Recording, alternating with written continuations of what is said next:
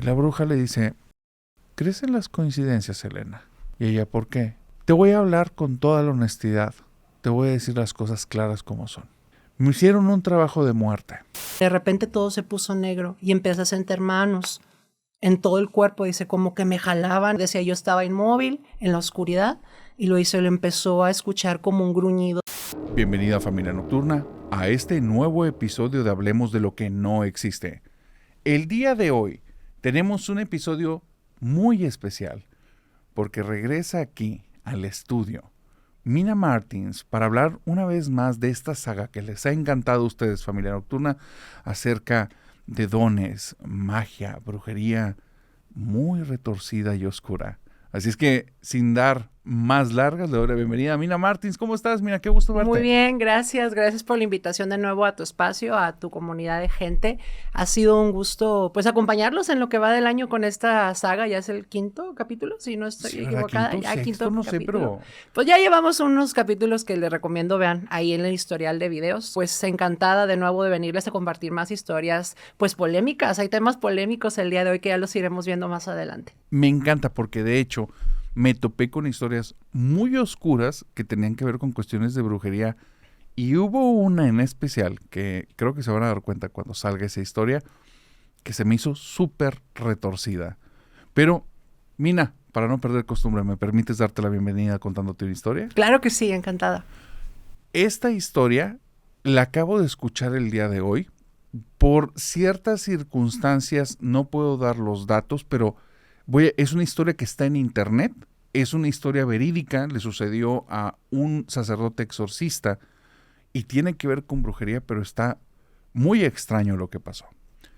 Resulta que este sacerdote, para empezar, no creía tanto en estas cuestiones relacionadas en general a los temas paranormales. Él había llevado como un tipo de formación que era más de cuestiones filosóficas, morales, y algo que está bastante, digamos, terrenal, que deja reglas de comportamiento, reglas de pensamiento. Sin embargo, por una situación de necesidad, le piden que él tome unas cátedras relacionadas con la cuestión del exorcismo. Empieza a revisar eso, pero para él simplemente es como una formación más de teología y de hablar como de aspectos que suenan muy sobrenaturales, pero que al final en el día a día no pasan. Y tras que apenas empieza a ver eso, empiezan a llegar con él personas una tras otra que empiezan a tener diferentes tipos de sucesos extraños. Y él dice, yo al principio me impactaba mucho, sentía mucho miedo porque me tocaba ver personas que empezaban a hablar con voces extrañas y yo decía, bueno, pues estás teniendo un trastorno, esto es obvio. Pero yo llevaba un anillo. En ese anillo tenía la cruz de San Benito. El anillo lo traía puesto desde hace semanas o meses y se empezaba a calentar solo. Dice al punto en el que tenía que quitármelo después del exorcismo y mi dedo quedaba marcado. En muchas ocasiones me llegó a dejar todo quemado el dedo. Dice, hubo personas a las que yo confeccionaba unos rosarios y los compraba. Rosarios de hilo normal y de madera. Y me tocó en 2 ocasiones que haciendo un rezo con una persona, estando en un camión, alguien en el camión comenzó a gritar y se empezó a tirar al piso. Y la persona con la que iba resulta que tenía un don. Y este don era de poder ver un poco más allá. Y me dice, reaccionó ante nuestro rezo. Acerquémonos, esa persona tiene un problema de una entidad. Dice, este tipo de situaciones cada vez eran más seguidas. Uno de esos rosarios, un denario, que son estos no rosarios tan extensos, sino pequeñitos que te los puedes poner en un dedo y tienen poquitas cuentas, se lo di a una persona. El rosario, ese denario, era de madera. Se lo puso y en el momento en el que se lo puso, le cambió la voz y empezó a decir, quítame eso, me está quemando. Y entonces yo volteo a ver su dedo y tiene ámpulas. Dice, ¿cómo demonios va a tener ámpulas si es madera? Me empezó a quedar claro que verdaderamente aquí sí había algo. O sea, sí existe algo en el que parece que hay como otro mundo, un mundo sobrenatural. Dice, la situación, una de las más fuertes que viví, fue un día que llegó una mujer. Ya para esto ya habían pasado muchos años, yo ya estaba adentrado en este tema, no me sorprendía fácilmente. Llega una mujer y desde que llega yo no ocupé interactuar mucho. El ambiente en el lugar en el que estaba, antes de saber que esta mujer estaba ahí, cambió. Se sentía algo con miedo, se sentía algo aterrador, algo muy extraño, muy denso. Y entonces me dicen, lo están esperando, padre, quieren hablar con usted. Cuando vi a esta persona, ella iba acompañada de su esposo. Su esposo me dice, padre, tenemos una situación. Y la mujer noto que se está conteniendo, está como que haciendo caras, volteando hacia abajo, haciendo fuerza en el cuerpo. Y no es por lo que vi, era por lo que ya estaba sintiendo, que dije, aquí hay algo y es fuerte, no es cualquier cosa. Le dije, no me diga más, pasen por favor su dirección, los voy a visitar el fin de semana. Ya tengo experiencia. Le hablé a 8 personas. Aparte, perdón, creo que 6, 7, 8 personas. La situación es que dentro de esas personas habló a alguien que fue la que lo refirió él, una angelóloga. Resulta que esta angelóloga la conoció en uno de estos múltiples exorcismos y la consideraba una persona muy capaz y de muy buen corazón. Y este sacerdote, trabajando con esa angelóloga en varias ocasiones, se le hizo muy extraño que le refiriera a una persona. Entonces le marcó y le dijo, ¿qué sucede? Dice, te estás enfrentando a algo muy grueso. Me dice, yo te lo referí porque vino el Señor, el que tú conociste, fue a buscarme a mí. Yo hablé con él, no percibí nada y le dije que si me permitía ir a su casa. No pude pasar de todos los cuartos. Dice, había algo en esa casa y algo muy, muy fuerte. Dice, entonces yo con mucho gusto te acompaño, pero vete preparado, no es cualquier cosa. Íbamos todos para allá, llegamos al lugar. Yo les había dicho que íbamos a presenciar una situación un poco fuerte, pero que no sabía exactamente qué era. Ellos, estas personas de la familia, ni siquiera lograron contarme su historia, no sabía exactamente a qué nos estábamos topando. Y cuando llego le pido al esposo que me empiece a platicar cuál es su historia, por qué viven en esa casa, desde cuándo están ocurriendo estas cosas, todas esas situaciones.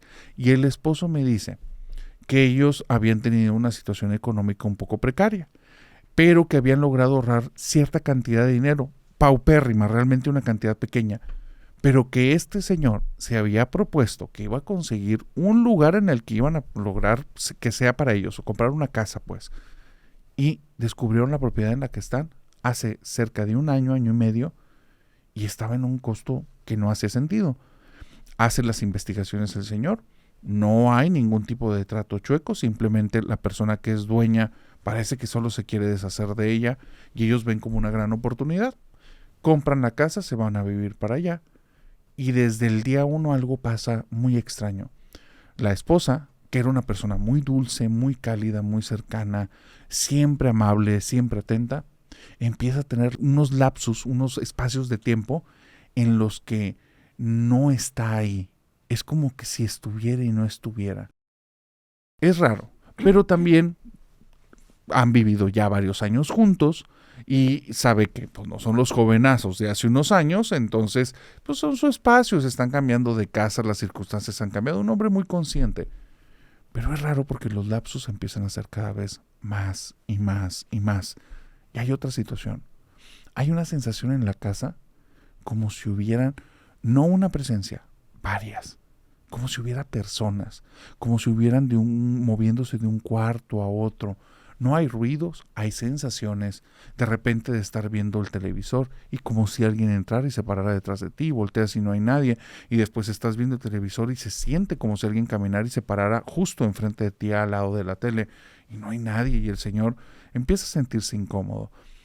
Su esposa empieza a cambiar de los lapsos, de estos lapsos de tiempo, de estos espacios donde se está como un poco perdida, empieza a modificar su comportamiento y empieza a ser un poco más callada, de repente agresiva, en ocasiones está riendo sola y el señor empieza a tener miedo y dice no puede ser, tal vez está pisando la locura, algún tipo de problema mental y empieza a buscar ayuda. Mientras empieza a buscar ayuda, las personas que van de repente a la casa a visitar empiezan a comentar que están viendo sombras, que escuchan voces. En ocasiones, cuando hay reuniones familiares, escuchan pasos en la segunda planta y suben corriendo creyendo que se metió alguien y la planta de arriba está totalmente vacía, puertas y ventanas cerradas, ahí no hay nada. hay una zona en especial que es especialmente fría y se siente muy rara.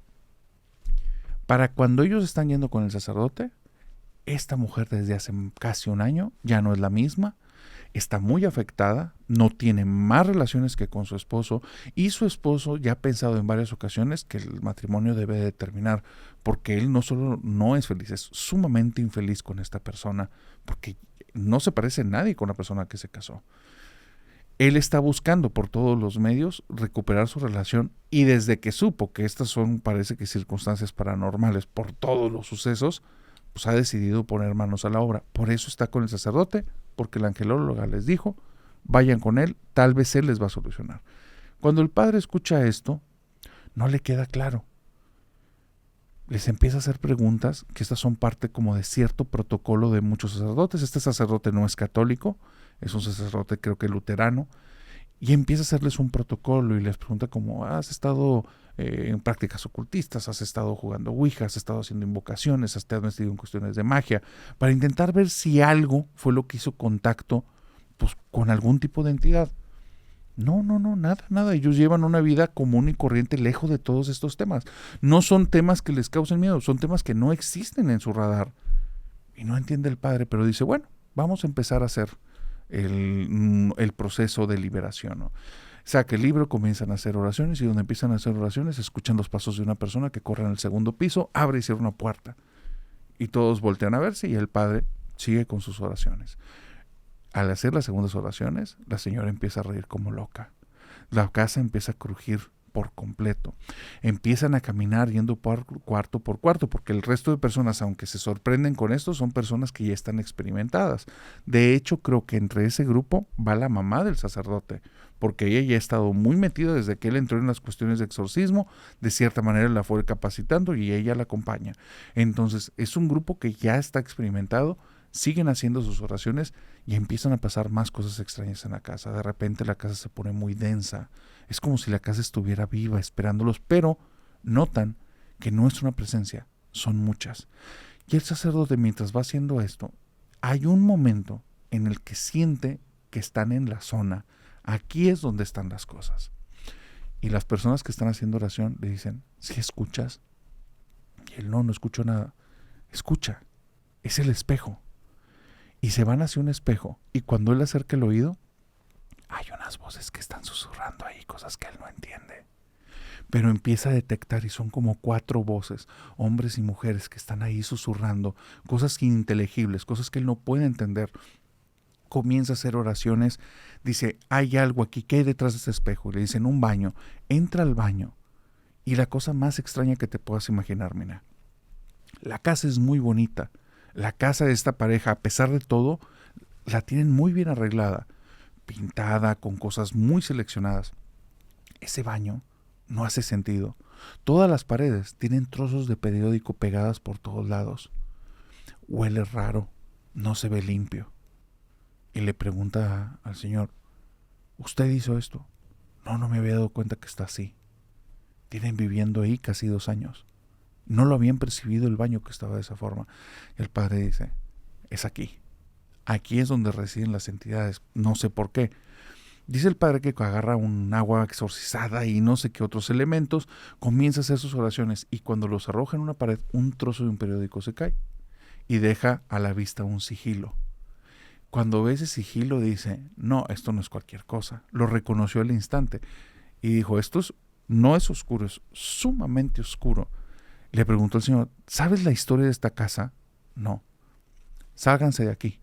Necesitamos irnos, necesitamos saber qué es lo que hicieron en esta casa. Se ponen a hacer una investigación. Y esta es la historia de terror. Resulta que 5 años atrás, esa casa fue incautada por la policía. Porque allá adentro, en una ola de delincuencia en la ciudad, vivían un grupo de asesinos que ahí, a sabiendas de todos, llevaban a las personas para que fuera su última morada. En ese lugar desvivieron, veto a saber si decenas o tal vez hasta cientos de personas. La situación era que todos sabían que uno de los de ese grupo era un brujo y él utilizaba a las personas para hacer rituales.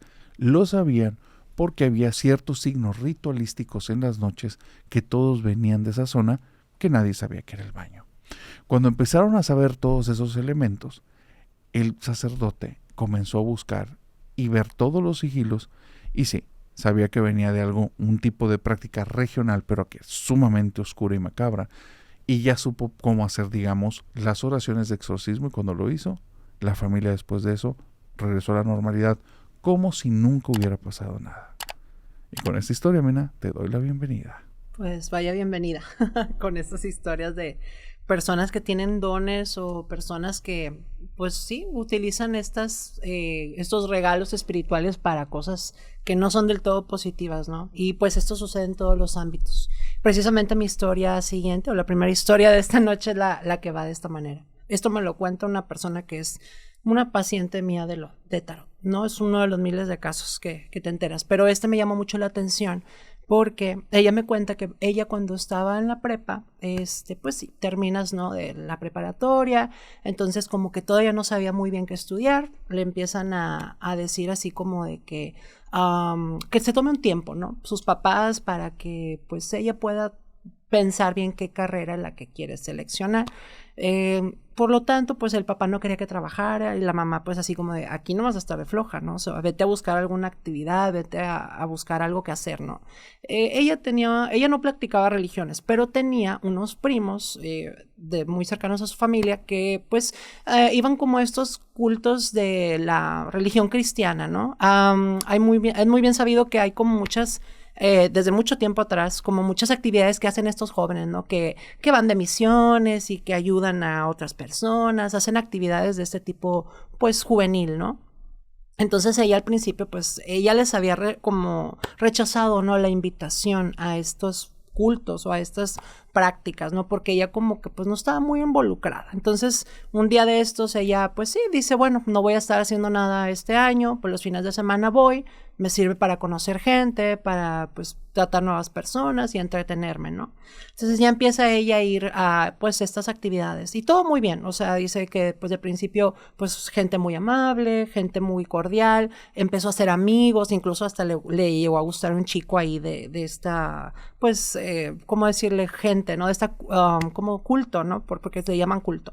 Entonces, pues bueno, ella convivía con todos y con el pasar del tiempo, pues como que la iban involucrando más y más y más en estas actividades, ¿no? Que hacían los fines de semana con los jóvenes.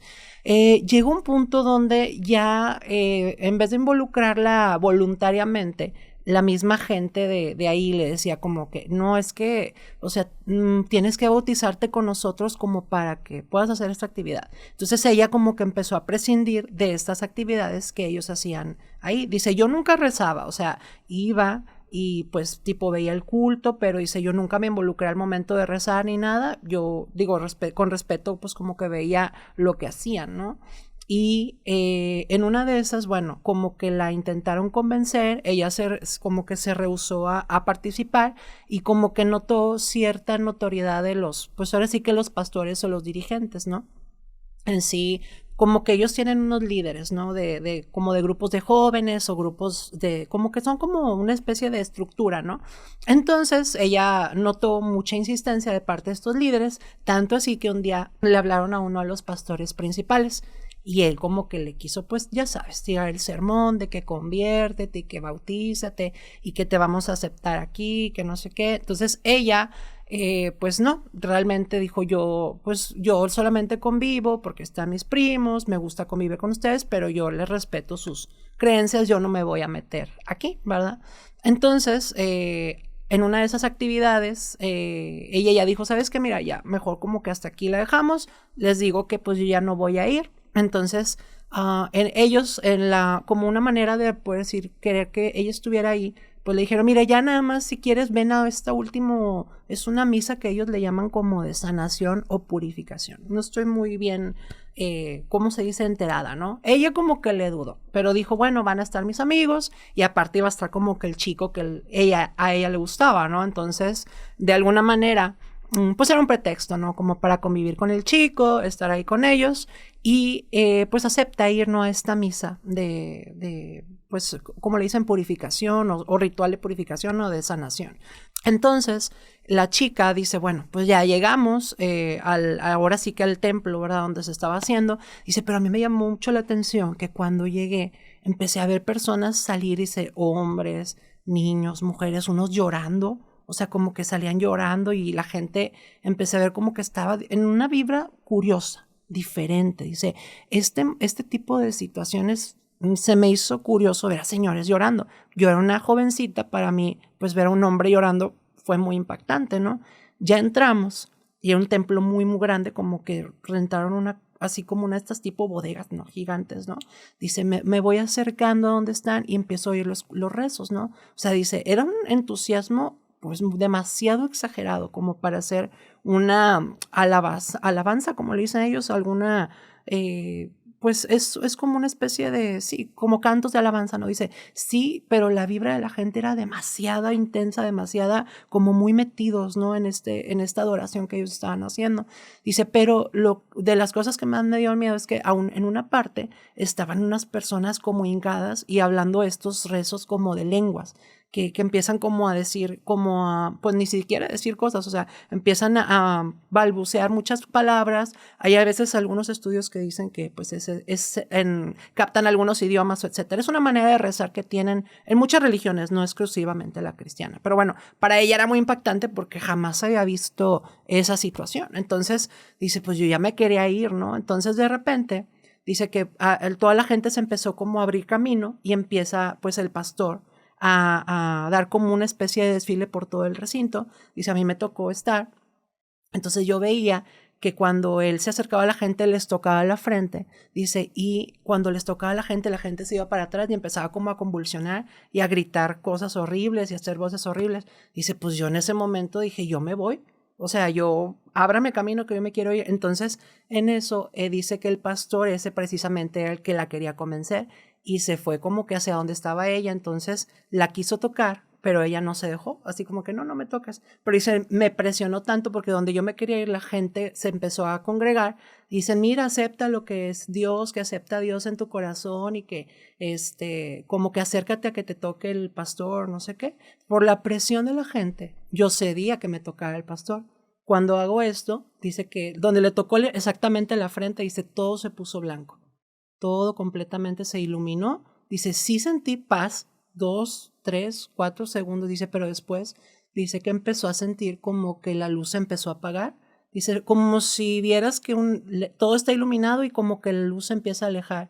Dice, de repente todo se puso negro y empecé a sentir manos en todo el cuerpo. Dice, como que me jalaban y me querían como, sí, jalonear, ¿no? O sea, decía, yo estaba inmóvil en la oscuridad. Y lo empezó a escuchar como un gruñido de un animal, pues ella lo describe como un gruñido entre perro o otro animal, dice, era un gruñido muy agresivo, grotesco, dice, yo lo empezaba a escuchar poco a poco, primero se escuchaba como que un eco, pero entre más se acercaba, más yo sentía que me jalaban y etcétera. Dice, de repente, pues yo ya sentí que me había muerto, dice, porque era tanta la oscuridad y era todo ese acecho que yo ya no sabía de mí. Dice, de repente empecé otra vez como a ver otra vez la luz, que venía la luz poco a poco, y en donde yo voy como entrando a la luz, dice, de nuevo me doy cuenta, vuelvo a la realidad, dice, y las manos que me estaban sujetando eran la gente que estaba alrededor de mí. Me di cuenta que ese ladrido o ese gruñido de perro estaba saliendo de mi garganta. Yo estaba completamente, dice, con el cuerpo tieso y estaba ¿cómo se llama? El pastor ante mí diciendo que, miren, ya la salvamos del demonio, ya le saqué un demonio y no sé qué tanta cosa. Dice, pues que ella entró en pánico a llorar, le dio un ataque de histeria, los primos se la llevaron con sus papás. Incluso esto provocó que hubiera un problema familiar, ya no se volvieron a hablar entre las familias por esa situación.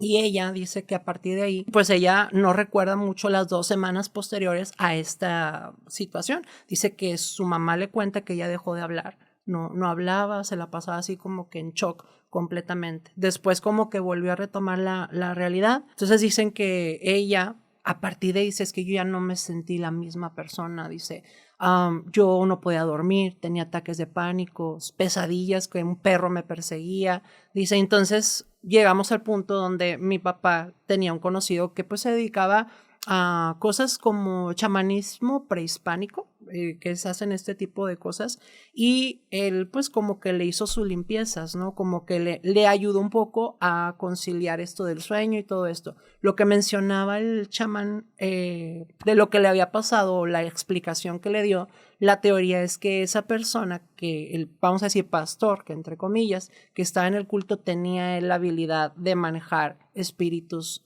demoníacos, o sea, dice, cuando tienen un poder de manejar estos espíritus demoníacos, ellos tienen la voluntad, ¿cómo se dice? El poder de manejar la voluntad de estos demonios. Lo que hizo él fue metértelo a ti, tú ibas bien, tú ibas limpia, tú ibas sana, y él te metió esa entidad para como probarle a la gente que pues existía el demonio y que te lo sacaron, dice, pero el problema es todo lo posterior, ¿no? Lo que pasa después de esto, porque esto que tú sufriste fue como ahora sí que una especie de abuso espiritual, ¿verdad? O sea, lo que se pudiera equiparar con un abuso de índole, pues vamos a decir, un abuso. Uh-huh. Hay una parte de ti que ya no va a ser la misma, dice. Y sí, dice, yo cuando salí de ahí después de eso, dice, yo siento que se llevó una parte de mí, ya no me siento la misma persona. Qué fuerte historia. Qué fuerte historia. Digo, y no es, aclarando, porque no es atacar una religión ni nada, es simplemente un relato, ¿verdad? Que tiene que ver con las religiones y que nos lleva de manera más introspectiva a reflexionar un poquito de cuando vamos a participar en actividades espirituales, qué tipo de actividades vamos a participar, porque pues a veces tenemos que tener un conocimiento un poquito previo a de qué vamos o a dónde vamos o con quién estamos, ¿no? La maldad está en todos lados. Sí, de hecho es interesante lo que dices porque el tema desde los exorcistas, cómo lo abordan y cómo entienden ellos, es que tiene que traer beneficios a la familia, no en el sentido que a veces nosotros buscamos, siempre buscamos obviamente lo económico, ¿no? Y cuestiones como de salud y cosas que cambian al instante. Y ven cosas más sutiles, pero tiene que beneficiar, no puede estar destruyendo, si no algo está raro ahí. Entonces, que vayan a algo que tiene que ver con una sanación y que estén ocurriendo ese tipo de fenómenos en los que está destruyendo familias, es extraño. O sea, sí estás hablando donde no están pasando el mismo fenómeno. De hecho, aquí hace tiempo vino una persona que él fue a un retiro que era como espiritual de ese tipo, y para él ha sido lo más aterrador que he vivido en la vida. Después, él sigue en estos grupos, sí, pero él tiene como muchas, ¿cómo decirlo? Se mantiene muy al margen de ciertas prácticas porque algo él intuye que no está bien. Yeah. Traen a un sacerdote, pero de fuera, y ese sacerdote era un tipo que conocía mucho de este tema, y cuando empieza a ver lo que hacen, dice, no, esto está totalmente mal. Lo que están haciendo parece que es... O sea, no es la liberación, es un rito carismático, uh-huh, pero no están haciendo eso. Yeah. Hicieran más bien un contacto con espíritus oscuros. Yeah. Entonces eran como, en la apariencia, lo son, en la profundidad no. Es muy interesante eso que comentaste. Sí. Me lleva a que en este tema de lo paranormal y también a veces de la brujería, no sabemos exactamente cómo... ¿qué es a lo que te estás metiendo, no? Sí es un tema en el que debemos de andar con pincitas en ocasiones o caminando de una forma con muchas precauciones. Exacto. Hay una persona que estaba muy metida en la política, pongámosle el nombre de Humberto. Humberto estaba súper metido en la política y le iba muy bien. Digamos que la forma en la que él entró fue por medio de alianzas, conocidos, porque él no venía de una familia de abolengo ni una familia pudiente. Él estaba construyendo su carrera. Un tipo muy inteligente, un tipo con mucha visión y un tipo que sabía en el juego en el que estaba. No estamos hablando de un ángel, ni un noble, ni nada. Este era un tipo que sabía en lo que estaba, pero sabía que con eso se iba a dar la vida que jamás tuvo y le iba a dar una buena vida a su familia. Ya tenía cerca de 10 años dentro de este giro y ya había brincado ahí en algunos partidos, pero siempre en, digamos, en un crecimiento vertical, o sea, mejores rangos, mejores puestos, mejores alianzas, y las personas lo ubicaban muy bien en diferentes partidos. Él era mucho de la filosofía de no hacerse enemigos, de alguna u otra manera muy inteligente para manejar sus negocios. Vuelvo a decir, no estamos hablando de la historia de un angelito, ni de un tipo así bueno, no. Pero él no sabía realmente en dónde se estaba metiendo. Estaba ya para un puesto importante y le dijeron unas personas, mira, si quieres entrar a este puesto bien, hay formas. Y él creía que se estaban refiriendo a cuestiones económicas. Y él dijo, yo estoy dispuesto a todo. Si vamos a los siguientes puestos, nada más díganme cómo y se va a armar. Y ellos dicen, órale, nos vemos tal día en tal parte y ahí vas a ver. Cuando llega, pues se topa con un grupo de personas en un tipo de ritual extraño en el que todos llevan unas túnicas, no son muchos, son menos de 20, pero todos hombres, todos van como cierta capucha y cierta máscara, no quieren que se reconozcan rostros, pero él es muy inteligente, escucha voces y las identifica al instante. Ya había identificado a la mitad de las personas cuando se da cuenta que estaba un poco distraído y no estaba poniendo atención en qué era lo que estaban haciendo en el rito. Para esto él ya traía su capucha, traía su máscara, y aunque nunca había participado en estas cosas, fácilmente les agarraba el ritmo de por dónde iba. Todo iba girando en torno a él y no lo había captado. Era su iniciación. En esa iniciación toman, no voy a ser muy descriptivo, pero le hacen ahí unos cortecitos y digamos que con ese líquido vital rojo hacen también unos tipos de cánticos, rezos, invocaciones. Y lo que ocurre es que después de eso le dan, digamos, la bienvenida a este nuevo nivel. Le dicen que a partir de ahí está vinculado y que las consecuencias pueden ser mayores de las que él cree. Así es que es parte del grupo de aquí y para siempre. Comienzan a avanzar los tiempos. Pasan cerca de 3 años de esa situación cuando llega una disputa muy fuerte. No ha tenido nada que ver desde entonces con cuestiones ocultistas y ritualísticas. Nada. Y nada ha pasado en su vida. Pero cuando llega una disputa de una situación muy fuerte, estamos hablando de economía y cosas bastante chuecas, él se decide por otro grupo. Y cuando se decide, está enfrente de unas personas que había reconocido perfectamente su voz. Y esa persona le dice, ¿estás seguro de lo que estás haciendo? Tú sabes que era de ahí para siempre. No sabes lo que te va a pasar. Y él dice, a mí no me estés amenazando. Dejemos claro, es obvio que había crecido a un muy buen puesto político, ya tenía poder. Entonces, no es que haya abusado, todo el tiempo de cierta manera sí lo había hecho, pero era ya una cuestión de tejes y manejes. Y él me dice, no tienes idea del miedo. Ahí aprendí lo que es el infierno y aprendí que sí existen cosas realmente malignas. Lo que yo estaba haciendo era un juego de niños. Lo que vino después de eso. Ese fin de semana soñé con algo horrible.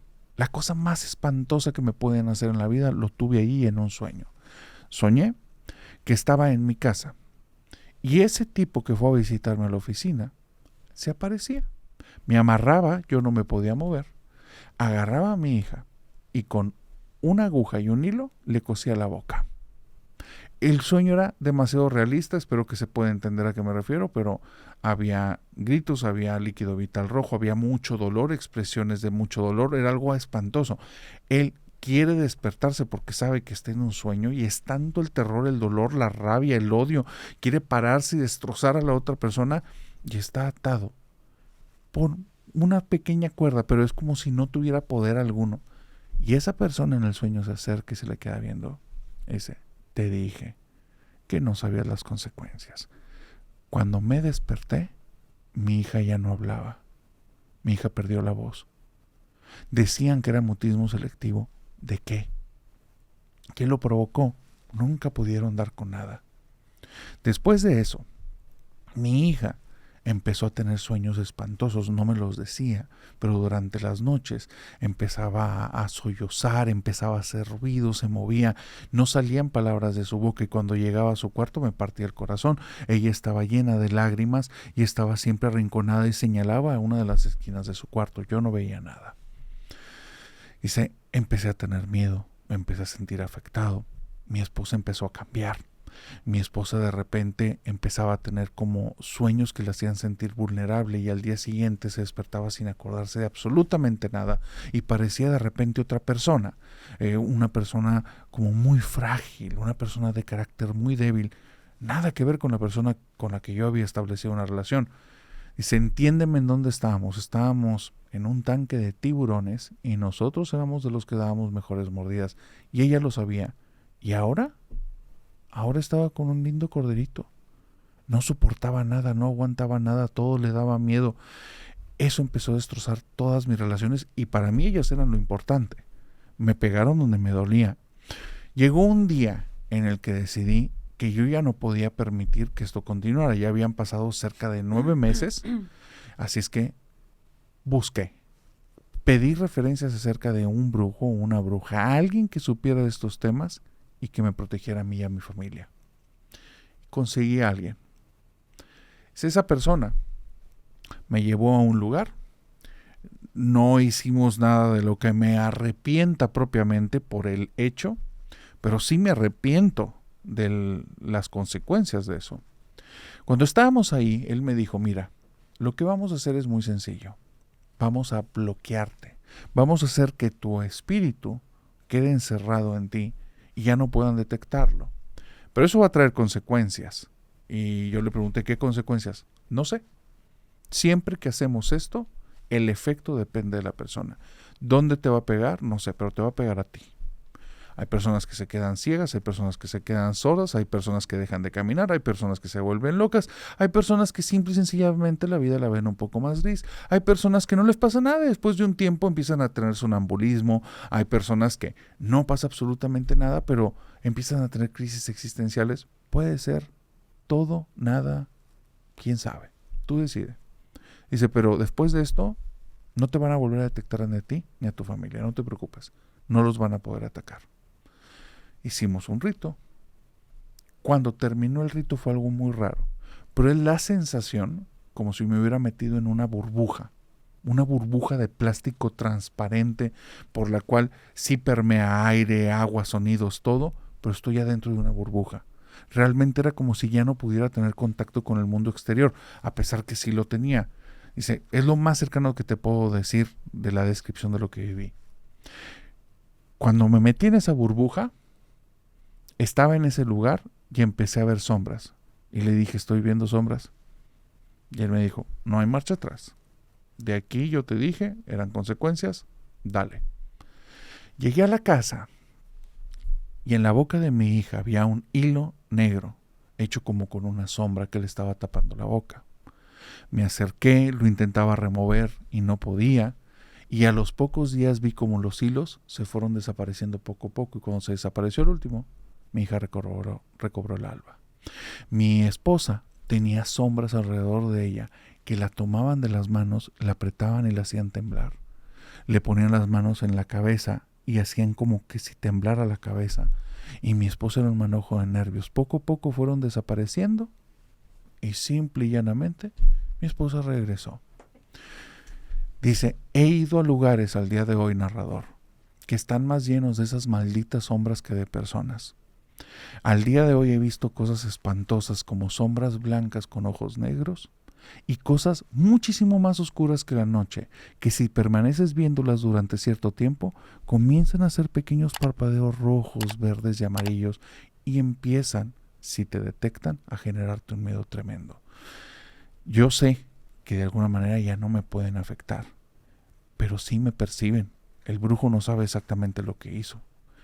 Después de eso me salí de la política, lo que había juntado junté, lo que logré, y jamás pretendo volver a regresar a esas cosas.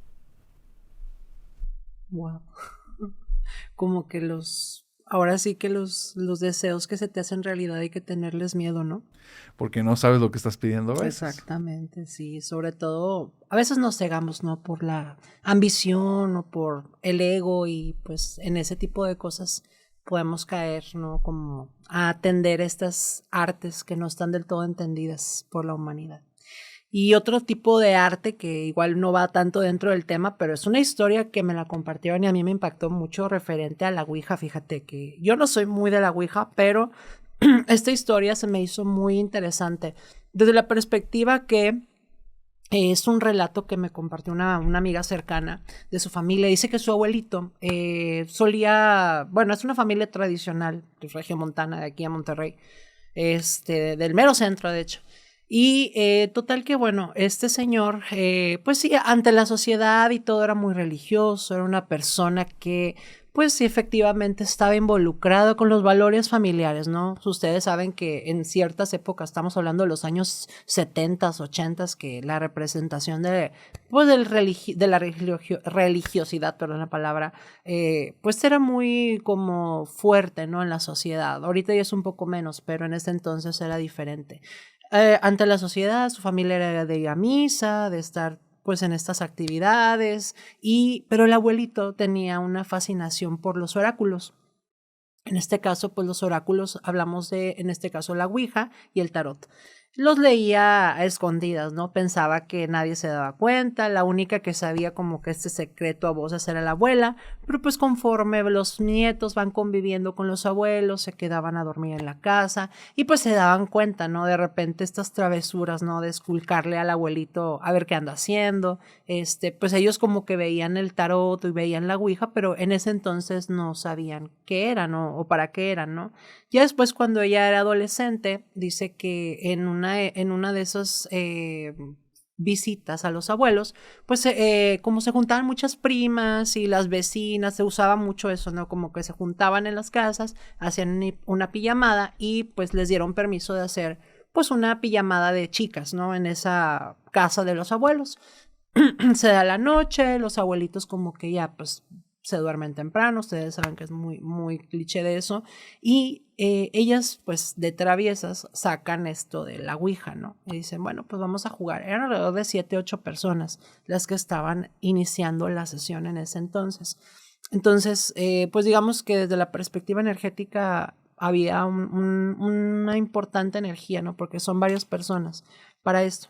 Como eran puras chicas entre los 18, 15, 20 años, pues dice, hacíamos preguntas muy inocentes realmente, o sea, todo con referente a pues los chicos, quién te gustaba, etcétera. Dice, yo no creía que fuera real, dicho, de todo el tiempo que estuvo contestando las preguntas, ¿no? De que, ay, ¿quién le gusta a Perlita? ¿Y quién le gusta a Patricia? O sea, todas esas preguntas, pues dice, yo pensé que las habían movido, ¿no? Ellas, ¿no?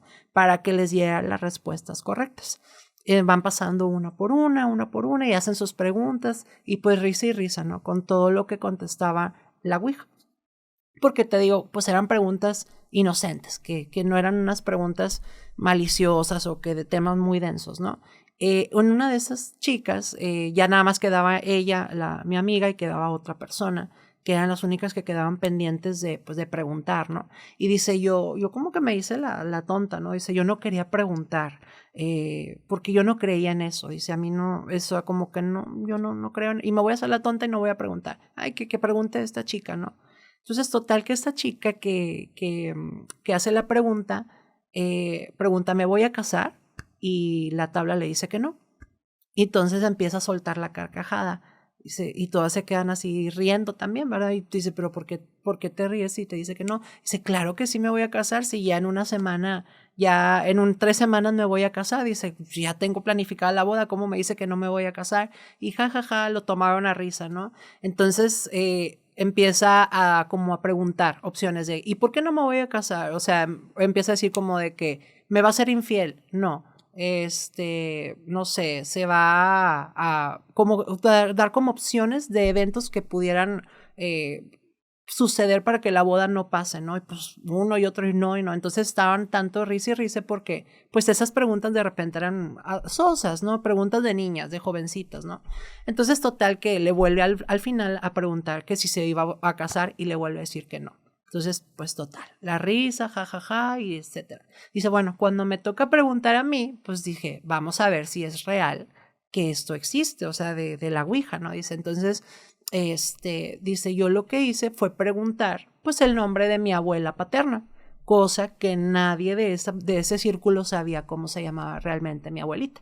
Entonces, pues dice, no, pues ya pregunto y yo estaba incrédula, dice, pero cuando empieza a moverse la tabla de tal manera que va deletreando el nombre de mi abuela, entonces dije, ¿qué es esto?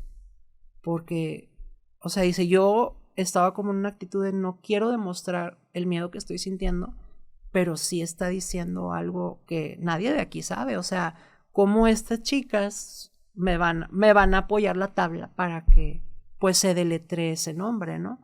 Entonces, donde ya termina de decir el nombre, llega el abuelo y las regaña, ¿no? De que cómo andan haciendo eso, qué les pasa, y las manda a dormir.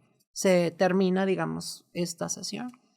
Después pasa el tiempo, unas 2-3 semanas más, y ella vuelve a visita de la casa de los abuelos. Dice, no, pues en el camino, como ellos vivían en tipo Allende, estos pueblitos que pues son, vaya de tiempo, ¿cómo se dice? Que son lejos de la ciudad, ¿no? Dice, pues hay como carreteras para entrar a estos lugares, ¿no? Dice que pues ellos en la avenida vieron un cortejo funerario y pasaron y pues veían la carroza, pasó así por el lado y los otros carros que le conllevan, ¿no? En el cortejo funerario, no sé si se aplica en otros países, pero pues es esto, ¿no? Que van como el muertito y pues van los carros de los familiares atrás, ¿no? Llega a la casa de los abuelos y los abuelos le dicen que pues la chica la que era la vecina que había preguntado de lo de la boda, pues había fallecido, la habían matado en un asalto. En una de estas idas a la universidad en la mañana, la mataron, le quitaron el carro y la mataron, y no llegó a su boda. ¡Wow! Entonces es un relato que sí me llamó mucho la atención porque pues sobre todo del tipo de persona que me viene, que es una persona pues dedicada completamente a cosas de maestra, de psicología, y que no tiene nada que ver relacionado, y verla impactada por este relato me llamó mucho la atención y quise compartírselos a ustedes. Espero les guste. Te quiero contar la historia de los juguetes de la tía Natalia. Ok. Hay situaciones en México que son bastante crudas, así es que esta situación que van a escuchar, ya de antemano prepárense, es una situación muy fuerte, muy cruda, muy injusta, pero simplemente pasó y ya.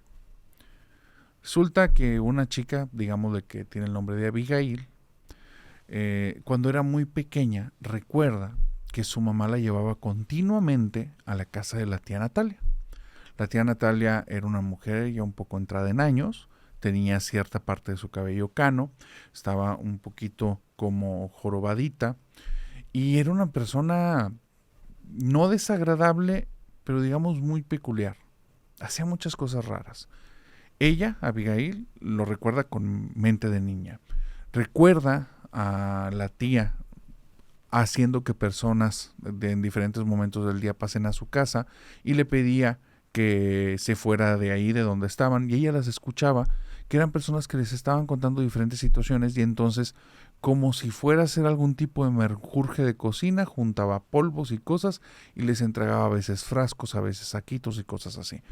Ella tenía la idea que era algún tipo de chef o curandera o cocinera o algo así, porque nunca vio exactamente qué era lo que hacía. La tía tenía cosas muy peculiares. A veces venían personas, ella comenzaba a hablar de un modo muy extraño y de una forma como con unos ritmos que parecían más bien como cantos, y después parecía que la pasaba mal porque ella la escuchaba como intentar vomitar algo. Y ella empezó a ver que esto se juntaba con otra cosa. La tía Natalia tenía una habitación llena de muñecas, pero eran muñecas que estaban bastante demacradas. Unas rotas, unas deshechas, otras parecían como cosas que parecían que fueran muñecas, trozos de paja con un camisón a veces puesto y con ojos mal puestos arriba, o cosas que parecían como si fueran ojos, cosas así muy raras, pero ella vio que estas dos cosas siempre se pegaban. Después de que estas personas venían y ella como que regresaba a algo, entonces aparecía una nueva muñeca en ese cuarto, el día o los 2 días. No tiene la menor idea por qué la mamá la llevaba una y otra vez ahí. Ella no pasaba tan buen rato, porque la tía tenía juegos extraños. Uno de los juegos de la tía era siéntate arriba de la mesa en lo que te pinto el rostro. Y dice que de repente le ponía puntos y cosas, y cuando hacía eso, después hacía con sal algunos círculos alrededor de ella, invitaba a personas y se ponían a decir cosas que ella no entendía. Y para ella era un juego a veces desesperante o aburrido, pero la tía era muy dura con eso y le decía, no te muevas y no digas nada. Entonces, los juegos de la tía Natalia y el tiempo en la casa de la tía Natalia para ella ya fue como que momentos medio raros. Pasan años, no saben en qué momento dejó de ir. Su mamá se cambia de ciudad, después encontró a una persona de la que se enamoró. Ella pues fue tratada más o menos bien, no tan cercano, no tan mal. Tuvo un medio hermano, cuando crece se va a la universidad. Y todo ese pasado de la tía Natalia se quedó ahí atrás. Se quedó en el olvido, se puede decir. Hasta que de repente, con el tiempo, se volvió adicta a este tipo de programas. Y un día dijo, yo sí tengo historias de ese tipo, pero no sé por qué, ¿no? O sea, no sé exactamente cuál es, pero yo sé que he vivido cosas de las que están diciendo ahí. Y se acordó de la tía Natalia. Y fue y le preguntó a su mamá, oye mamá, ¿nunca me explicaste quién carajos era esa señora? Porque ya jamás volviste a hablar de ella. Y la tía Natalia y los juguetes de la tía Natalia y los juegos. Yo venía y te contaba todo eso. Y tú te quedabas callada y nunca me decías nada, pero me volvías a llevar. Y dice, mi mamá se rompió en llanto. Y empezó a llore y llore y llore. Y me empezó a pedir perdón. Resulta que esa mujer, si era algún tipo de hechicera, de sabrá Dios qué o cómo. Y mi mamá le debía dinero. La forma de pago fui yo, en la que me estuvo llevando por temporadas para que la ayudara, y con eso iban a ir pagando. Después de cierto tiempo mi mamá dice que pasaban cosas raras conmigo. En la escuela decían que de repente empezaba a decir cosas como muy incoherentes, y eso le empezó a asustar y decidió que se tenía que ir del lugar independientemente de lo que pasara. Por eso dejamos de saber de la tía Natalia. Ok. Me sonó como a... Ay, no, estos casos de como una especie de... la utilizaba como algún medio, ¿no? Como una especie de...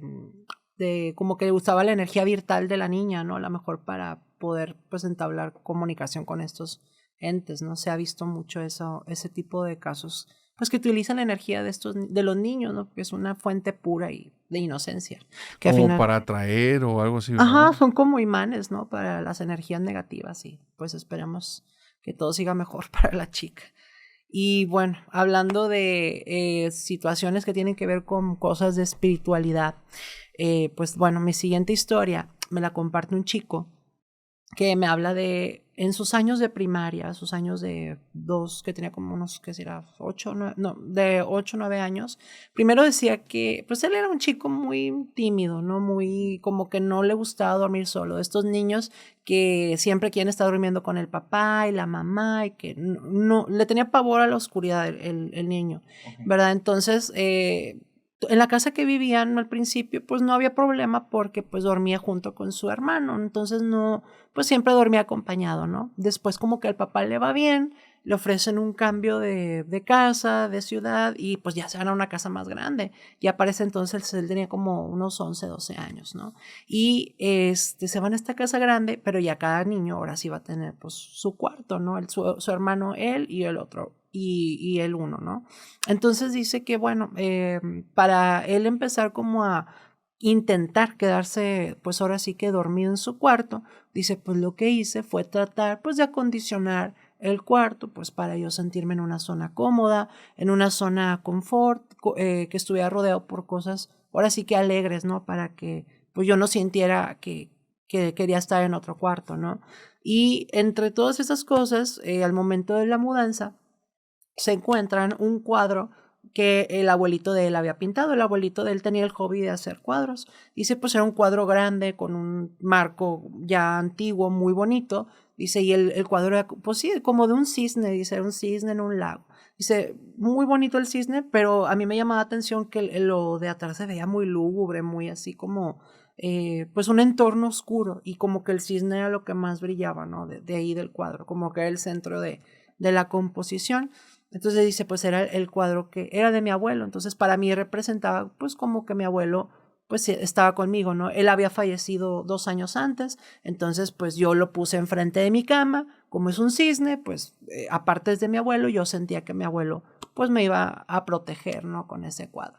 Al principio, pues yo intenté dormir en mi cuarto ya con 12 años, dice, pues sí, yo intentaba como conciliar el sueño, los primeros días me funcionó, 2, 3 semanas, pero después yo sentía mucha inquietud. Dice que él empezaba a sentir en las noches como que esta sensación de como que alguien te está viendo, dice, yo sentía como que me estaba dormido en la cama y como si hubiera otra presencia más, dice, yo sentía así como que no, y daba vueltas y daba vueltas y buscaba cualquier pretexto y me volvía a la casa al cuarto de mis papás, tendía y me dormía. Me regañaban, dice, porque pues no era correcto, ¿verdad? Porque no les había pedido permiso. Yo llevaba mi colcha y ahí me dormía, ¿no?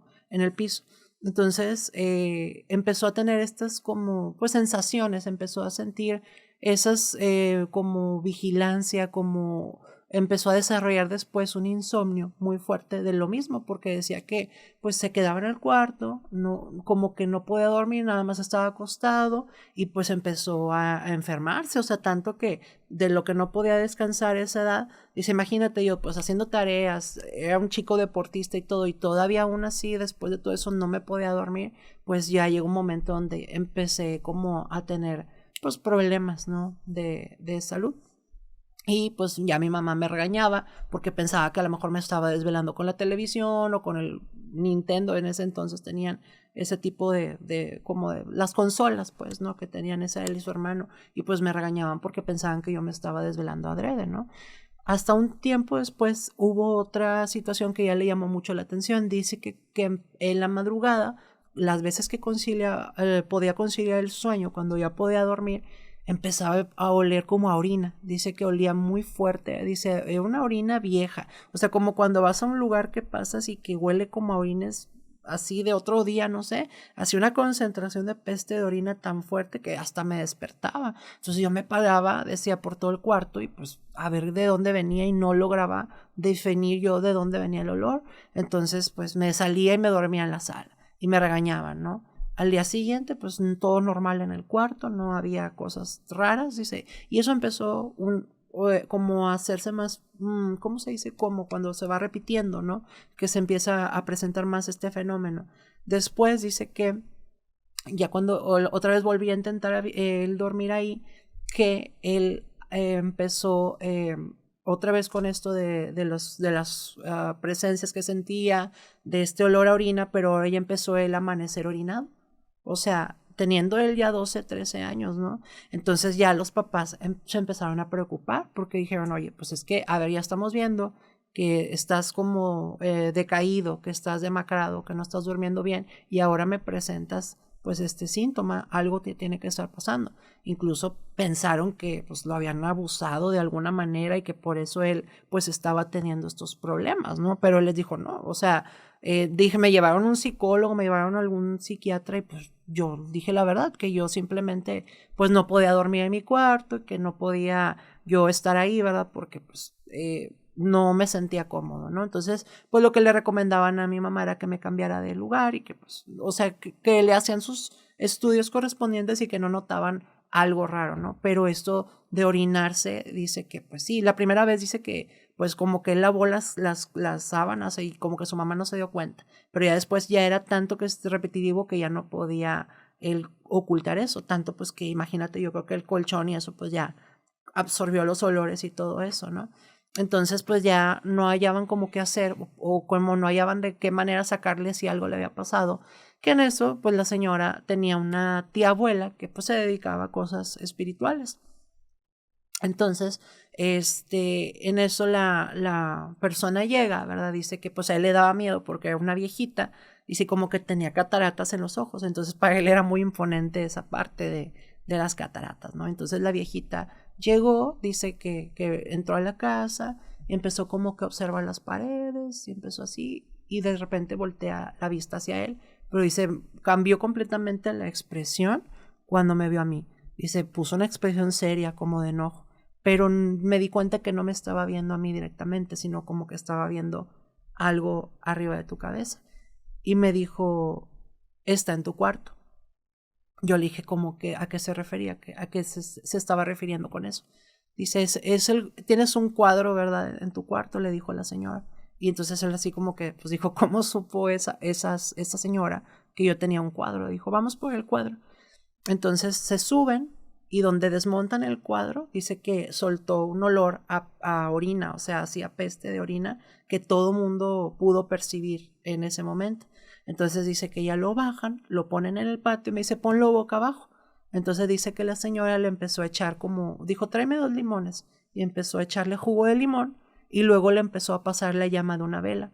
Y cuando él empezó a hacer eso, en el cuadro por detrás empezaron a dibujar unos cráneos y como una muerte, dice que tipo una muerte, ¿verdad? Con cráneos. Dice cosa que pues eso jamás se había visto en el cuadro de adelante. En el cuadro de adelante pues era un cisne, era un dibujo muy bonito, una pintura muy bonita que había hecho mi abuelo.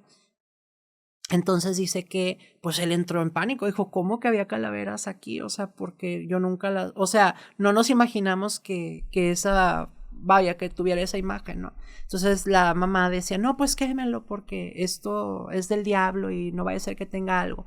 Y la señora le dijo, no, no lo podemos quemar, dijo, porque ya está vinculado con tu hijo. Dijo, si hacemos esto de quemar un objeto que, digamos, tiene alguna entidad o alguna presencia o alguna energía, entonces ahí lo que puede suceder es que esa energía se le vaya a tu hijo, o sea, como que ya puede, ahora sí que entrar en algún caso de alguna especie de posesión.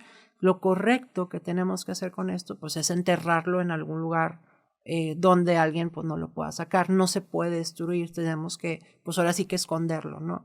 Entonces procedieron y fueron y lo escondieron.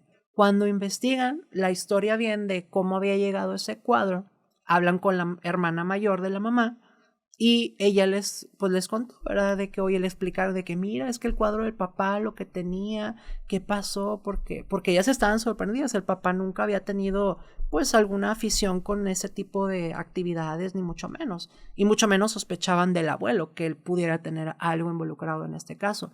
Sin embargo, dice que ella se acordó que su papá, a él le había gustado mucho, pero el marco del cuadro. Pero y como ya tenía un lienzo, pues decía que ella no se acordaba qué dibujo tenía, pero que el papá había pintado sobre ese dibujo y que puso el cisne, ¿no? O sea, pero como que ese material, ese cuadro ya tenía abajo el de las calaveras, pero el papá como que lo pintó y le puso arriba el otro, el del cisne.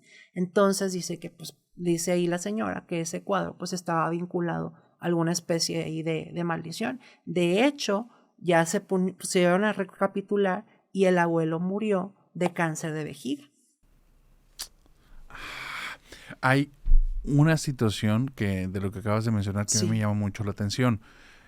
Se supondría que, o la imagen que tenemos muchos, pues es de los padres, que sería proteger a los hijos, y de los abuelos tal vez consentir a los nietos. Sí. Sin embargo, hay muchas realidades, y hay realidades muy complejas. Y en el tema de lo paranormal, a veces hay historias muy perturbadoras de fondo. Y me llama la atención que hablaras de un abuelo, porque esto tiene que ver un poco con eso. Hay una familia de esas que tienen apellidos de abolengo, que son familias que han tenido riquezas desde muchas generaciones, y riquezas enormes.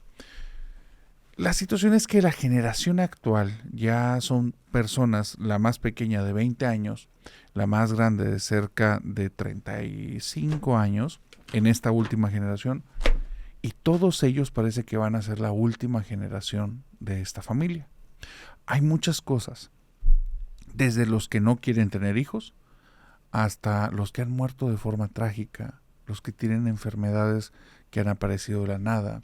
Todos, absolutamente todos los de esta generación les va pésimamente de forma económica, pero es muy extraño, porque pensarías, bueno, estás hablando de un grupo de personas que probablemente no les costó nada esa fortuna y no saben valorar y no saben trabajar, pero no, dentro de ellos hay personas que son eruditos, son personas sumamente inteligentes, que se han esforzado mucho, mínimo en los campos de estudio, y que se han dedicado por completo, pero pareciera que la suerte ya fue tirada para ellos y salió en un total desastre para el resto de su vida.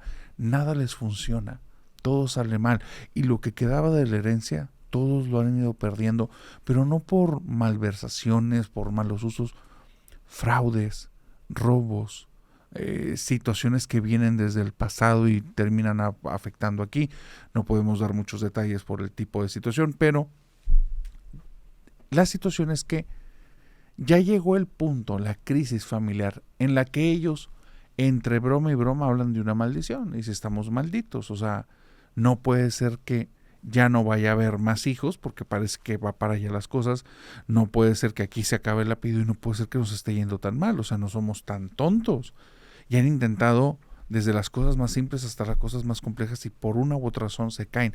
Inclusive las personas con las que han querido hacer tratos les dicen, oigan, váyanse, háganse una limpia, porque esto no es normal, nunca nos había pasado. Detalles que no es necesario mencionar aquí. El punto es este.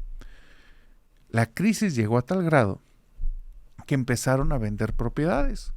Y fue un ya deshazte de eso, o sea, ya no hay dinero, ya no nos podemos solventar, no tenemos trabajo prácticamente ninguno, y los que tienen trabajo están en cosas muy paupérrimas que no les permite no mantener el estilo de vida, no, vivir con el mínimo.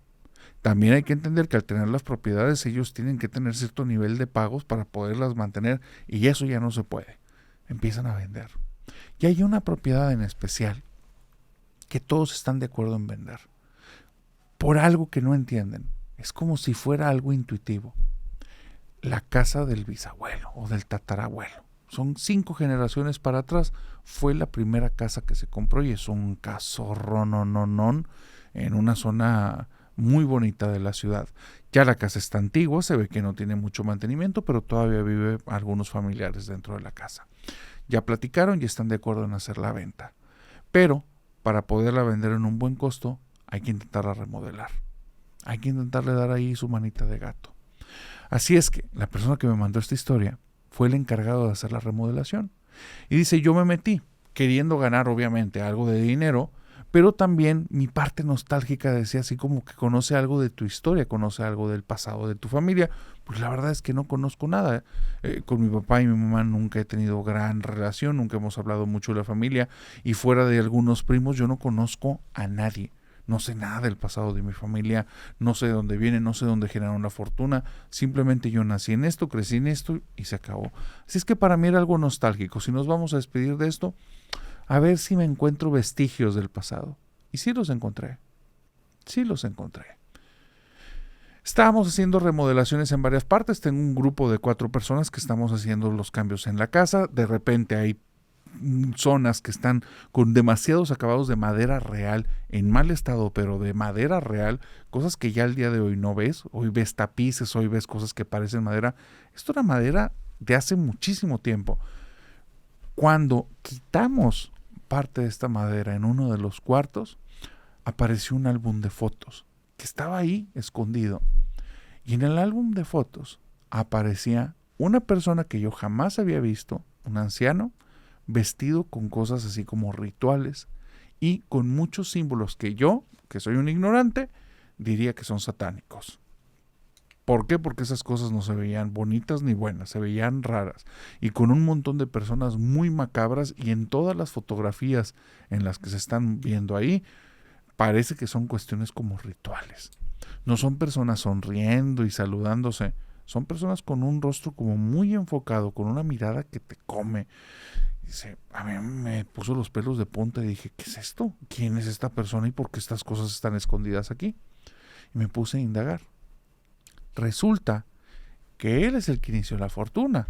Es el tatarabuelo, el de la 5ª generación para atrás, que Yo no sabía, pero él tenía un hermano que era un sacerdote y una hermana que era una monja. Y él los odiaba, no los soportaba. Y había historias de cómo se peleaban en público y las personas daban habladurías porque decían que este era un tipo malo. Yo no sabía nada de eso. Bueno, este tipo, yo no sé en qué estaba metido, pero conforme fuimos avanzando en la casa, nos fuimos encontrando puras cosas escondidas.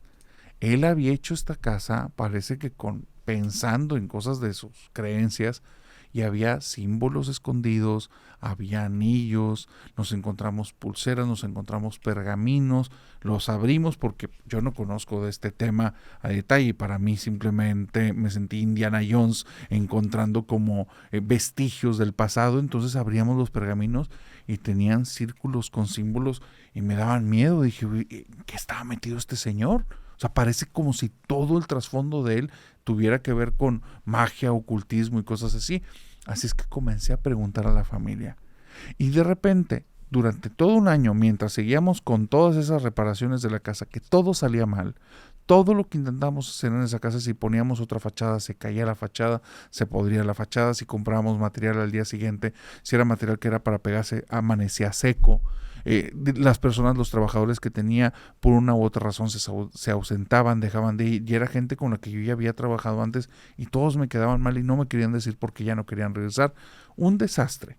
Iba avanzando porque yo estaba decidido que sí iba a avanzar y que sí iba a terminar, pero nunca había batallado tanto en algo. No más, era como si la casa no quisiera que le hiciéramos cambios. Comencé a conocer a mi familia. Comencé a conocer a las gentes que ni siquiera sabía que existían.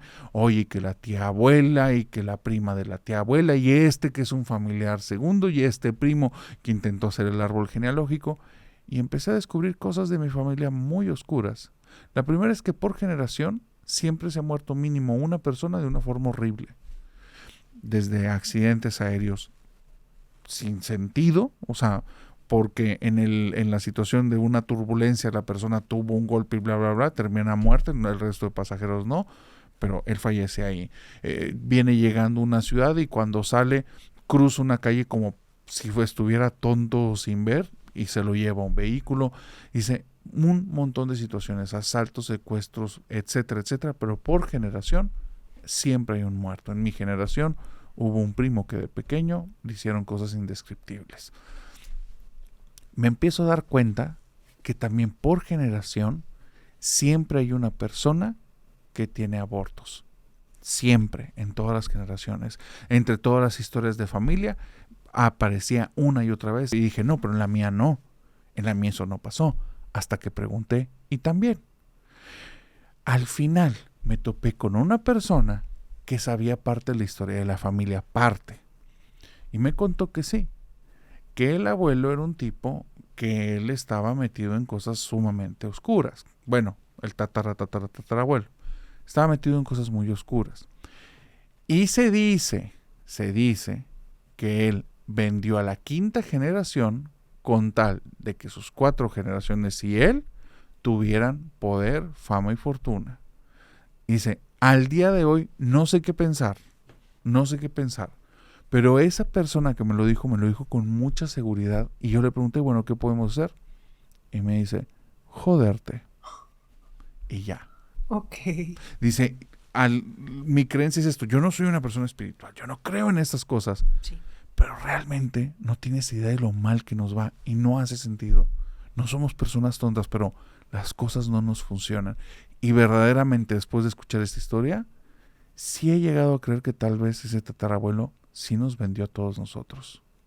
Sí, pues hay gente que, pues sí, por el dinero, por cuestiones así, pues no tienen escrúpulos, ¿no? Y no siquiera piensan en las generaciones posteriores. Digo, igual y sí, pero ni siquiera saben las repercusiones de lo que va a tener, ¿no? O sea, dicen que una maldición familiar dura hasta 7 generaciones, nada más Sí, para que te des una idea. Entonces, pues sí, es un caso impactante, ¿no? Y que hace mucho match con algunos casos de maldiciones de familia que ya en algún momento hemos tratado. También aquí que he visto en tu canal de tus invitados, también se parece mucho en ese punto, ¿verdad? Que heredan estas pues maldiciones, ¿no? Debido a esta ambición de los antepasados, ¿no? Y Pues quién sabe, hay que tener cuidado hacer constelaciones familiares, ¿no? Y sí, en constelaciones familiares nos han contado historias También. fuertes. Y bueno, vamos a entrar en la última historia que les traigo el día de hoy.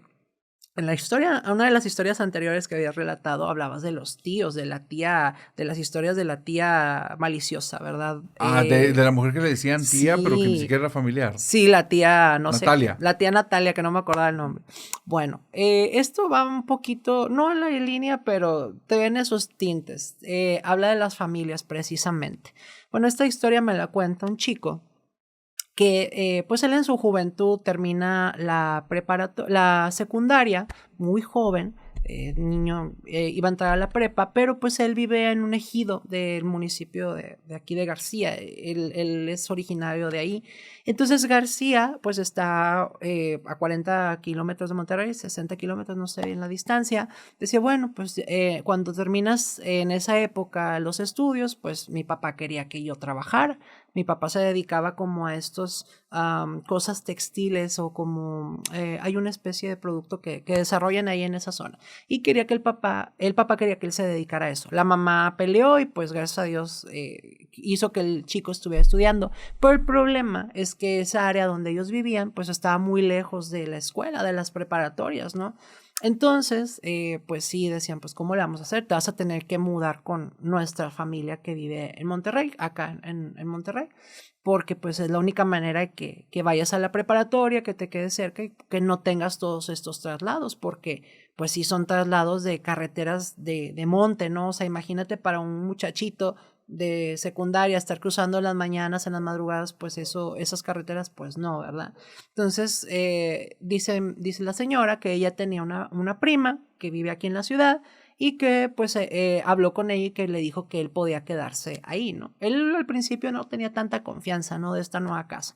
En esta nueva casa se encuentra con la señora, la tía, la prima de su mamá. La señora a la vez tenía una hija, ya mayor que él, que se embarazó joven y tuvo una niña. Y pues vivían ellas. Pero también vivía un hermano de la señora, que era el tío de él.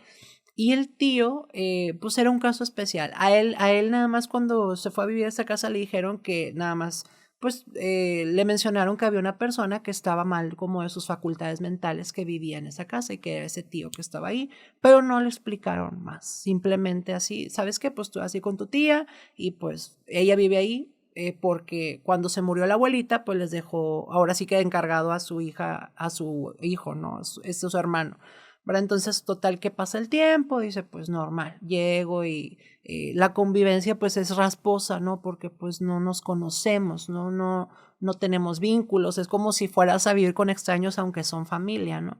Y dice, pues yo me dedicaba todo el día de que la escuela, la prepa, las clases y pues en la tarde pues llegaba y a estudiar. Y pues yo no salía con nadie porque pues sí, como es una persona que no estaba adaptada tanto a la ciudad, pues batallaba para hacer amigos, ¿no? Se la pasaba pues en la casa. Y en una de estas ocasiones, él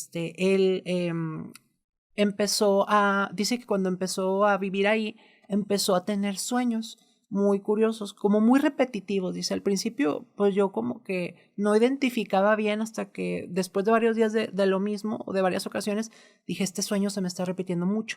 Y era como de uno, dice que él iba como por un lugar oscuro y que veía como unos piececitos de una niña y que la niña iba como que corriendo y él trataba de alcanzarla, pero él como que no le veía más que los pies y que lloraba, decía, y tanto era el llorar, o sea, que me despertaba el llanto. Entonces, como que de estos sueños, como que el mismo ruido del sueño te despierta y pues ya es de mañana, ¿no? Y pues ya me iba a la escuela, me preparaba y todo esto. Y dice, pues para mí se me hacía muy raro porque yo nunca, pues qué raro, si yo no vi películas de terror o algo así relacionado con eso, no le tomé importancia, total. Dice que en una de esas ocasiones, bueno, la tía, la que era la prima de su hermana, pues se tuvo que quedar en otra casa porque no había un problema de estos de salud y como que ella tenía que cuidar a ese familiar. Entonces, nada más la otra hija, la que vivía ahí con la niña, pues por trabajo y todo eso, no había podido encargarle que se encargara de unas tareas con su tío. Entonces dice que él, la primera vez que le dijeron, tenía que pues llevarle de comer al tío, ¿no? El tío no salía del cuarto, todo el día estaba ahí metido y no, él no salía de ahí, no se me permitía acercarme hacia donde estaba él y se me dijo que pues yo no interactuara nada con él. Dice, pero pues a mí me daba miedo, yo era un niño, un jovencito y a mí como que, pues aparte que yo no tenía relación, dije, bueno, si tiene algún problema mental, pues a mí me daba esa incertidumbre, ¿no? De cómo actuar, qué decir. Entonces yo no me acercaba, ¿no? Pero esa vez le llamó la atención porque le dijeron, le vas a dejar la cena, vas a abrir la puerta y ahí afuera, adentro de la puerta va a haber una cajonera. Dijo, ahí le vas a dejar su comida y cierras. Y cuando cierres le pones un seguro por fuera. Pero pues en eso él dice, bueno, total, ya voy con mucho miedo, voy, le llevo la comida, abro la puerta y lo que veo pues nada más es él. Dice, mirando a la nada y tapado así como con una cobijita, dice, las piernas y como que la mirada vacía, dice, así como que mirando al aire, ¿no? Dice, no tenía expresión ni nada, era como, pues ahí no sé, como alguien zombie, o no sé cómo explicarlo, una persona vacía, dice, nada más estaba ahí. Entonces dice que de repente, pues ya cuando abre la puerta, volteó con él y empezó como a gritar, pero, o sea, como que él lo entendió que era parte de pues alguna manifestación de estas condiciones, ¿no? Psicológicas. Entonces, pues dice, yo me asusté, le cerré la puerta y me subí. Entonces ya me subo y pues ya, después del susto, preparo mis cosas para la mañana. Dice, y en ese día, pues bueno, suena la alarma, me despierto, dice, y empiezo a prepararme para la escuela, empiezo a arreglarme y que ya la mochila, que esto, dice, pero yo noto, dice, como que es demasiado, dice, está oscuro, o sea, no es lo usual que yo veo este ambiente a la hora que yo me levanto. Como no había celulares en esa época, pues se despertaba con un reloj de estos de pilas, ¿no? Que los configurabas manualmente. Y dice, pues que el reloj, la alarma había sonado 3 horas antes, había sonado a las 3 de la mañana, 4 de la mañana por ahí más o menos. Entonces dice que, pues, o sea, como que, pues dijo, ay, ni modo, pues ya se enojó, ¿no? Porque pues imagínate la levantada y la bañada y todo. Y bueno, total que ya estaba esperando mi cama. Dice, pero me acordé en ese momento que yo no había cerrado el seguro que me había pedido mi tía, se quedó abierto. Entonces me daba mucho miedo bajar y pues cerrarlo porque, ¿cómo se llama? Dice, pues no sé, o sea, como que le daba miedo que algo pudiera pasar. Pero en eso empezó a escuchar que lloraba una niña dentro de la casa y lloraba y pedía ayuda como si la estuvieran hiriendo. Entonces a él le dio miedo porque dijo, no manches, a lo mejor se salió y le hizo algo a la niña, a la hija de la prima, ¿verdad? O sea, ya es que vivía otra niña ahí, entonces dijo, no, pues algo se salió del cuarto, ya se imaginaba lo peor, ¿no? Entonces baja y en las escaleras pues se ve el cuarto donde vivía la primita con la niña y ve que están dormidas. Dices tú, ay, qué raro, porque se escucha esto, ¿no?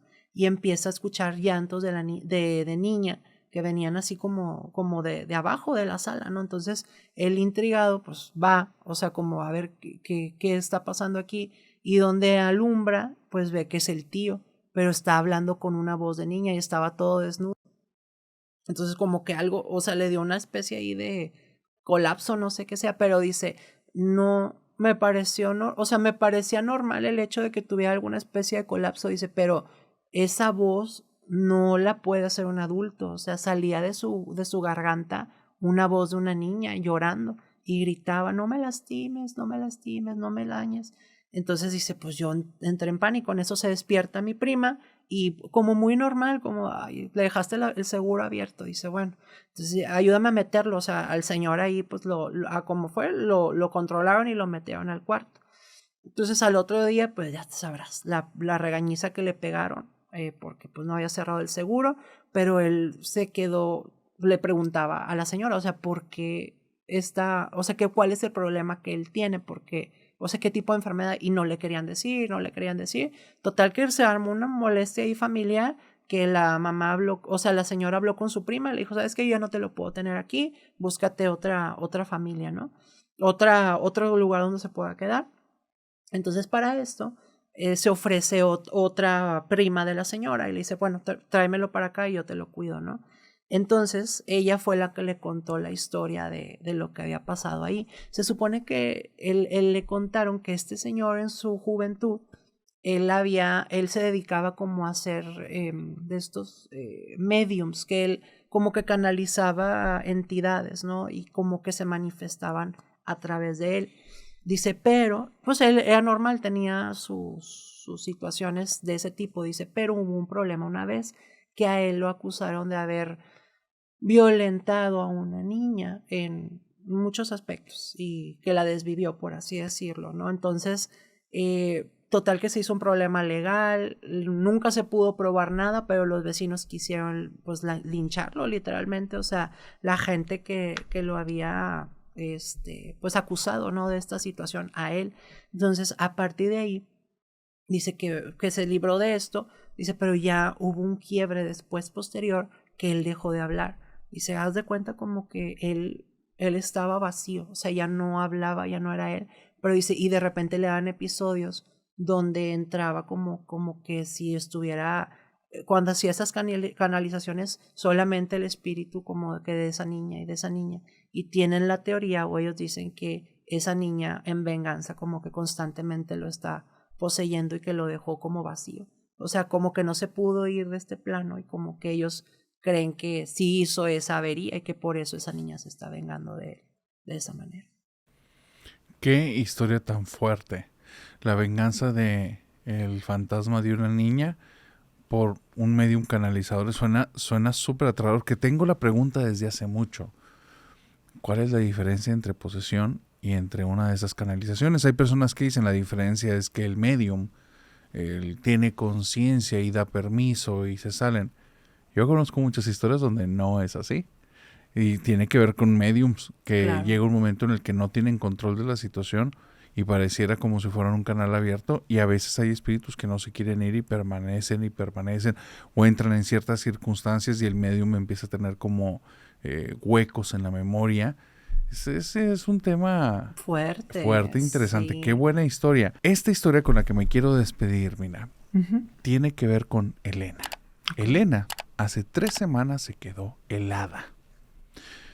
Ella comenzó a agarrar el gusto a estos podcasts y escuchó hace 3 semanas aproximadamente la historia acerca del tren de la muerte.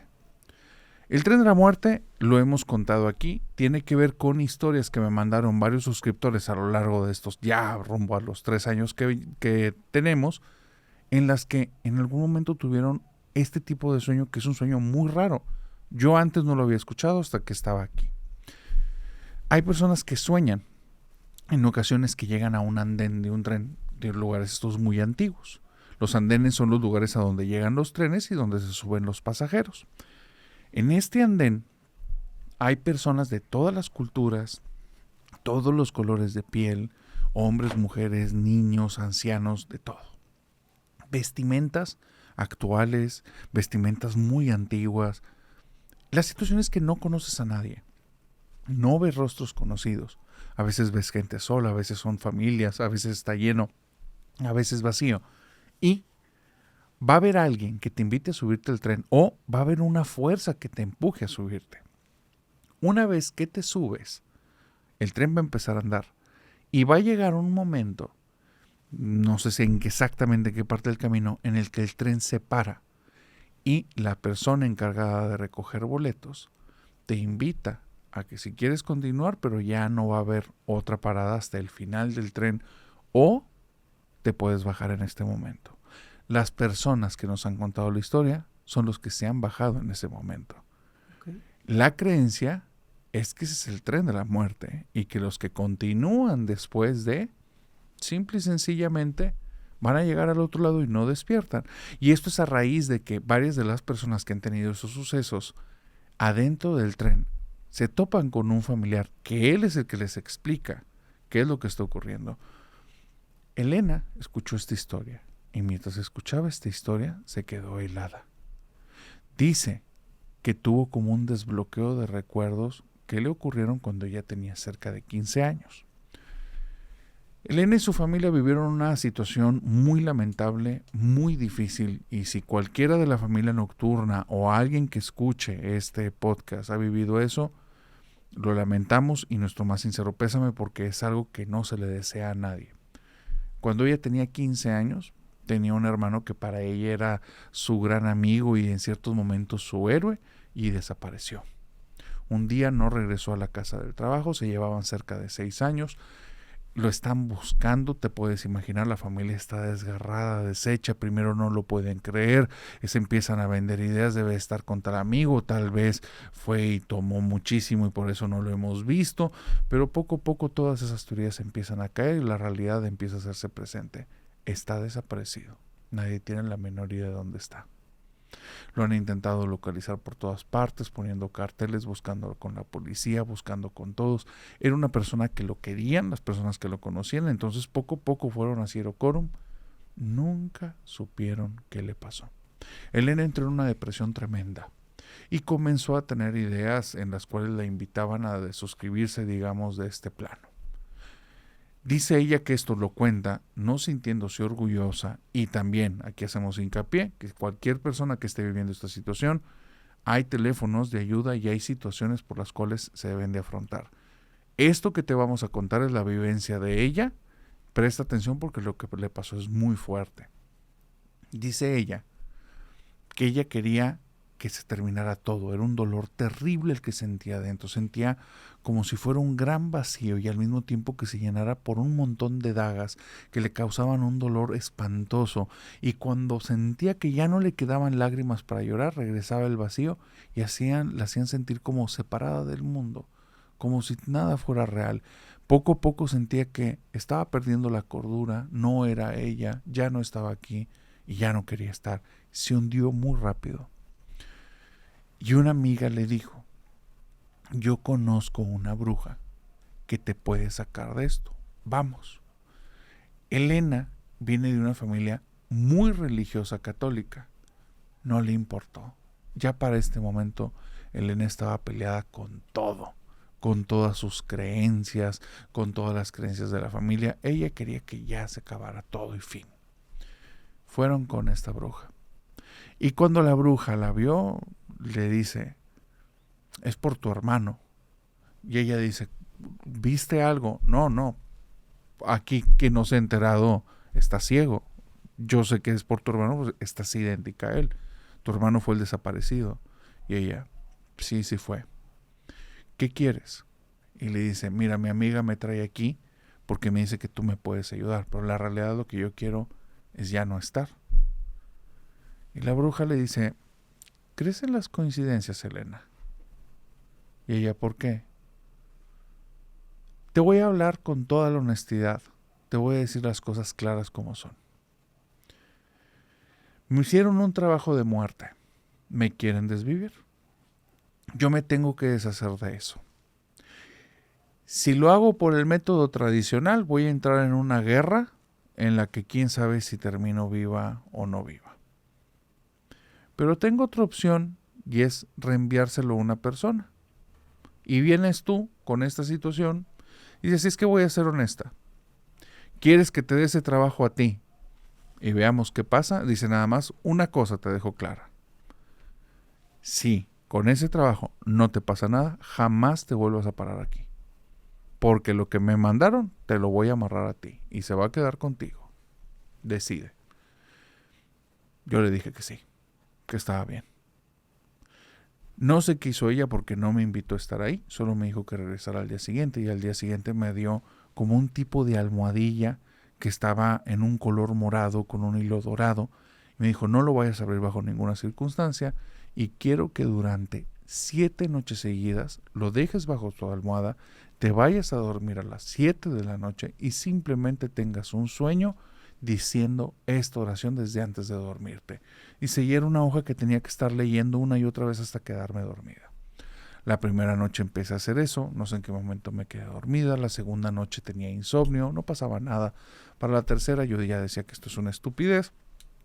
En la cuarta pasó algo muy extraño. Cuando me acosté y cerré los ojos, escuché algo horrible. Fue algo como un que me saturó tanto mis oídos que abrí los ojos y me dolían mis oídos. Era como si una bocina de algo enorme me lo hubieran tocado en el oído y me estaba dejando sorda. Me desperté, no propiamente asustada, pero sí muy alterada. Fue algo muy raro. porque al día siguiente yo ya no me sentía tan triste.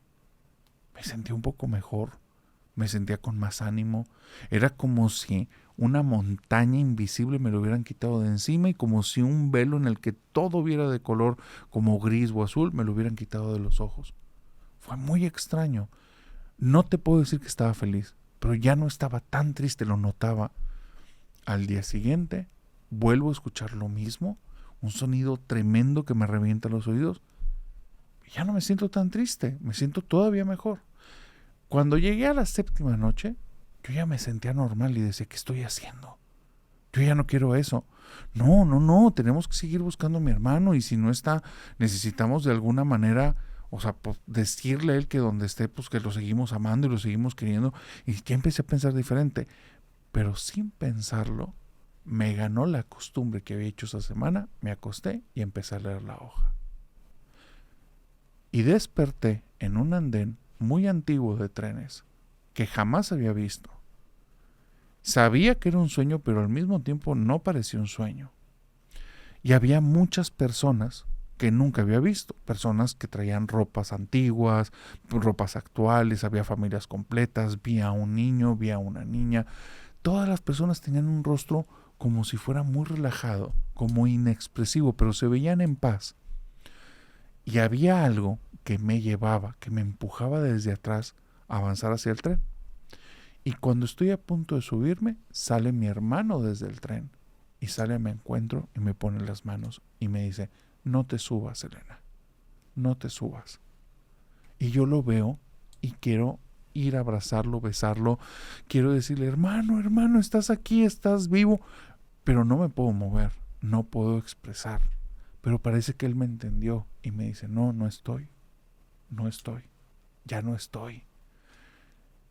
Ellos, y me señaló algo que estaba ahí, que era como una sombra blanca de unos ojos negros, no te van a dejar que te bajes, no te subas, no es tu momento, no es tu lugar, no te subas. Y entonces yo sigo pensando, queriéndole decir cosas a mi hermano, siento lágrimas que me están escurriendo por los ojos, pero mi hermano nada más me dice, ya estoy bien, dile a mis papás que ya estoy bien. Se cerraron las puertas del tren y yo desperté bañada en lágrimas, pero con una sensación de que ya sabía que mi hermano ya estaba en otra cosa. La situación es que todas esas sensaciones estaban mezcladas con un nivel de miedo horrible, narrador, porque lo que estaba viendo enfrente de mí era esa cosa blanca de ojos negros justo parada enfrente de la cama observándome y se empezaba a desvanecer poco a poco. Todas las siguientes semanas jamás se los pude mencionar a mis papás ese sueño, porque esa sombra me seguía a todas partes. Estaba frente al espejo y en ocasiones veía que salía desde mi espalda y se asomaba. En otras ocasiones, llegando a la casa, vi esa cosa que estaba ahí, en la puerta de la entrada. Yo no quería entrar. Mis papás no la percibían, abrían la puerta y pasaban y era como si la traspasaran. Fui con esta bruja. Apenas llegué, solo se asomó como si ella tuviera cámaras ahí, pero en ese tiempo no se acostumbraba a eso y no había cámaras ahí. Solo se asomó, cerró ventanas y gritó, lárgate, te dije que no vinieras. Dice, pasaron cerca de 8 meses cuando esa sombra poco a poco se desvaneció de la realidad y nunca volví a saber más de ella. Coincidió con que esa almohadilla la enterré. La enterré en el patio de la casa. Dice, porque no sé de estas cosas. Y decían mis primos que en el patio se aparecían cosas. A mí ya no me constaba. Y con esta historia me despido. Mira cómo te la pasaste. Bien, muy bien, gracias. Cierre de broche de oro. Ahora sí que buena historia ahí de pues estas cuestiones del tren de la muerte y la brujería. Qué fuerte, qué denso. Agradecida por esta invitación, de nuevo aquí al espacio de Hablemos de lo que no existe, muy contenta, espero que les gusten las historias y pues también si les gustaron, pues que comenten, ¿qué pueden comentar? Un emoji del diablito morado, ¿te parece bien? Que pongan un emoji del diablito dorado los que llegaron hasta acá y pues un gustazo estar de nuevo aquí, mis redes sociales también se las dejo porque no Por sé favor. qué se las digo. Mina is Art, estoy en Instagram y en TikTok, me parece con ese nombre, así que ahí me pueden buscar. Recuerden a los que nos están escuchando en Spotify, Apple Podcast y cualquier otra de las plataformas de solo audio, si vienen aquí a YouTube, en YouTube aparecen aquí las redes de Mina Martins donde la pueden seguir. Y Mina, pongamos una meta de likes. ¿A los cuántos likes vamos a grabar el siguiente video de magia oscura y retorcida? ¿Con unos 15,000? ¿Te parece bien? 15,000 likes. Familia Nocturna, al llegar a 15,000 likes, entonces, siguiente grabación de magia oscura y retorcida. Adiós.